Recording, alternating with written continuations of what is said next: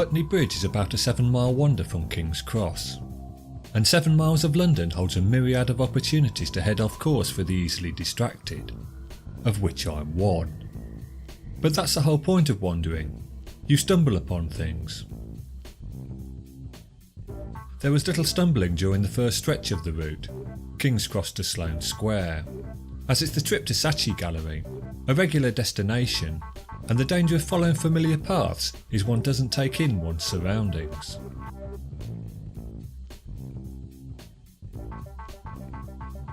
Forging south from Sloane Square and freed from familiarity, senses sharpened and awareness increased. Things began to be noticed, only for the second take to unfortunately disappoint, until 206 King's Road was reached, where sits the Curzon Cinema Chelsea, its very cool, retro canopy lending a nostalgic 1970s air to the street. Opened in 1937 as the Gaumont Palace, a 2014 plan by landlords Cadogan Estates to redevelop 196 to 222 King's Road placed the Curzon in peril. Opposition to redevelopment and a campaign to save the cinema was mounted, and amazingly, Kensington and Chelsea Council voted against Cadogan Estates, and the 770-seat cinema was reprieved.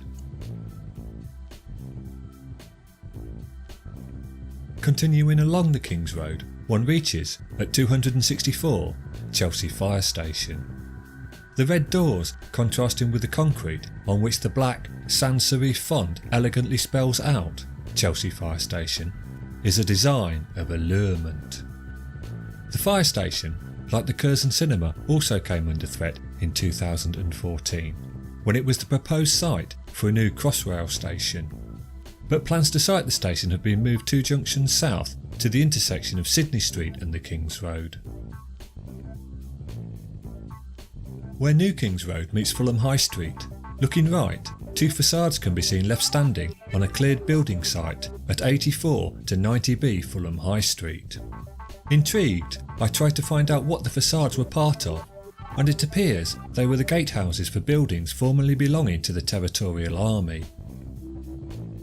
Tesco owned the site, but recently sold it to Mayor Bergman, who intend to build 48 flats, 10 townhouses and various retail units. A few yards down Fulham High Street, on the side of Riverside House at number 1 Putney Bridge Approach, is Edward Bainbridge Cocknell's sculpture, the Swan Upper. Swan upping is the annual capture, tagging and release of mute swans on the River Thames during the 3rd week of July. On reaching the north bank of Putney Bridge, I saw a sign saying Fulham Palace, and having not heard of it before, decided to take a look. Fulham Palace was the Bishops of London's summer residence until the 20th century, when it became their principal home. It remained occupied until 1975, at which point Bishop Stopford retired. The structure became known as Fulham Palace because bishops were considered to be princes of the church. I can thoroughly recommend a visit to Fulham Palace, especially in well-behaved weather. The extensive grounds, including the nicely tended walled garden, were thronged with people enjoying the sunshine. Nature, however, should be avoided if possible in my opinion, so I headed for the palace and ambled around inside, partaking of a chat with one of the volunteers, in which I learned the council leased the palace and its grounds from the church on a peppercorn rent. Income, he informed, is derived from lottery grants, hiring out the venue, tea shop revenue and donations, etc. Where were we? Oh yes, on the north bank of the bridge. The current Putney Bridge was built to replace the 1729 wooden bridge designed by Thomas Ripley, costing almost £24,000. There's a link in this video's description containing old photos of London bridges in a post on the excellent Spitalfields Life blog, which if you have any interest in London you'll enjoy perusing. The wooden bridge looks somewhat precarious, a view echoed in this 1883 edition of the London Daily News. It has long been looked upon as infirm, shaky in the joints and not over strong about the feet. Sounds like a description of the King of Glasgow. A few yards upstream of the wooden bridge ran the Chelsea Waterworks Company aqueduct, carrying fresh water from reservoirs on Putney Heath across the river. The aqueduct pipes were incorporated to run under the footpaths of the new bridge, negating the need for the aqueduct. Designed by Joseph Bazalgette, the granite-constructed Putney Bridge sourced 8,495 cubic metres of stone from Cornwall and Aberdeen.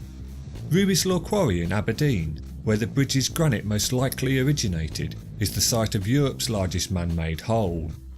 Oval in shape, the hole measures 120 metres wide and 142 metres deep.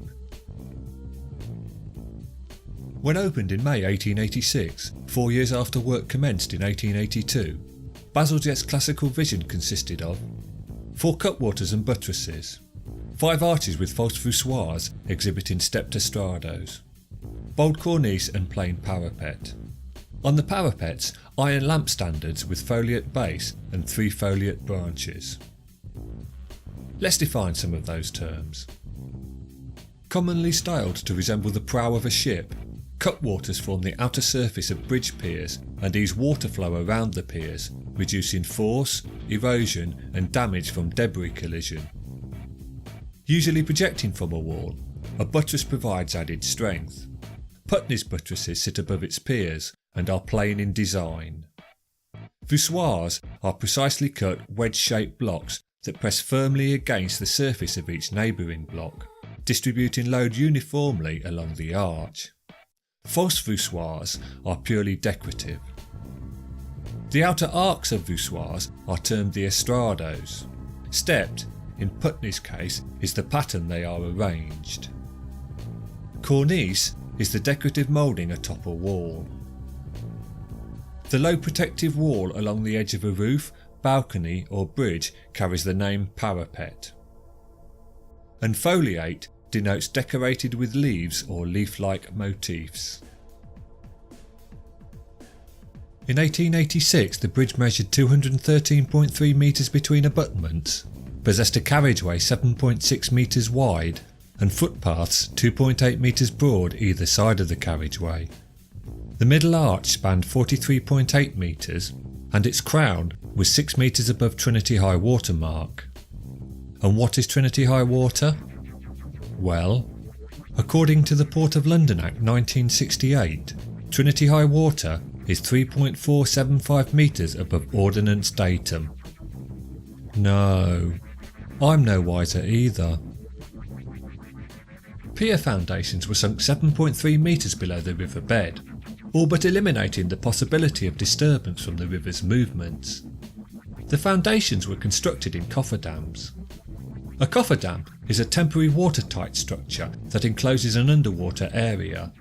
The water is then pumped out, allowing construction work to ensue. Within the cofferdams, wrought iron casings were fabricated. Each caisson was formed with a double skin of wrought iron with a space of 1 metre between the skins.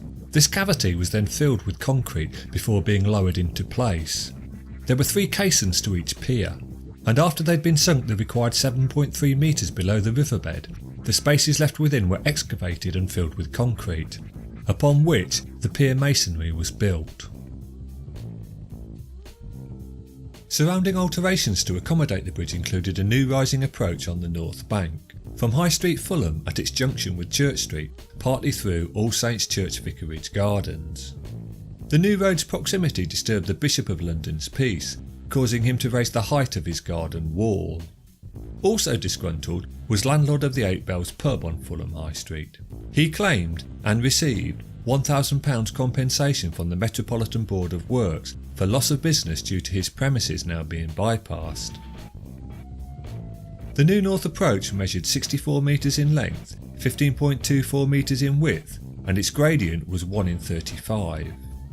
I can't find a Church Street in Fulham, so perhaps Church Gate is meant. And on the south bank, a new road was formed in a direct line from Putney High Street, instead of the narrow circuitous approach to the old wooden bridge. The new road was 137.1 metres long, with a width varying from 15.8 metres to 21.3 metres. Scottish engineer John Waddell won the contract to build the bridge, for which he received a fee of £240,000. Waddell was also responsible for the Mersey Rail Tunnel and part of the approaches to the Forth Rail Bridge. If you get the chance to see it, there's an excellent documentary on the Forth Road Bridge called The Bridge, 50 Years Across the Forth. There's a link to it on the BBC iPlayer in this video's description. Since its 1886 completion, Putney Bridge has been widened 2 times, the first being in 1909 to accommodate a tramway. Discussions for the second widening, needed due to increased road traffic, were underway in 1929. Here's what the Dundee Evening Telegraph reported on Monday the 1st of July 1929. A move is being made by London County Council with the Putney Bridge widening scheme. The County Council decided last month that the Putney Bridge scheme should be given priority over that of Wandsworth Bridge. It was also decided to acquire property on each side of the bridge approach. The Improvement Committee now recommend that the approval be given by the Council to an estimated expenditure of £433,000, together with an estimated expenditure of £50,000 for the acquisition of property. The second widening was eventually undertaken 4 years later in 1933. On July 14, 2014, there's that year again, the bridge was closed to road traffic to undergo £1.5 million worth of repairs, including protection against water penetration, drainage system upgrade, new road surface and the foliate lamps fitted with more efficient and brighter LED lights. The bridge reopened 2 weeks ahead of schedule on Friday the 26th September 2014.